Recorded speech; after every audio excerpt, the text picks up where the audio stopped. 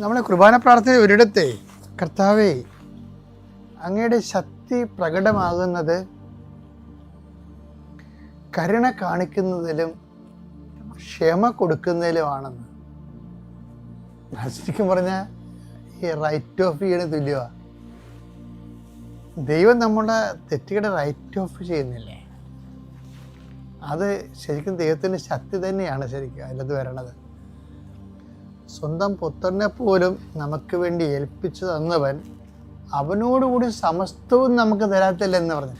ആൾക്കാർ പ്രസവിക്കുമ്പോൾ എന്താ പറയണത്? അവൻ്റെ കൂടെ ജോലി കിട്ടും, വീട് കിട്ടും, പെണ്ണ് കെട്ടിച്ച് കിട്ടും, കൊച്ചു കിട്ടും, പറമ്പ് കിട്ടും, അവനോടും കൂടി. അങ്ങനെയാണ് ആൾക്കാർ വ്യാഖ്യാനിക്കുന്നത്.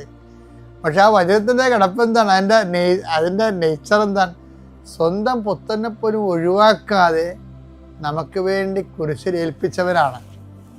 അവനോട് സമസ്തം എന്ന് പറയുമ്പോഴേ അതിൻ്റെ അകത്ത് വരണേ എന്താണ്? ഞാൻ മുമ്പ് പറഞ്ഞ കരുണ കാണിക്കലും ക്ഷമ കാണിക്കലും തന്നെയാണ് സമസ്തത്തിൽ വരണത്.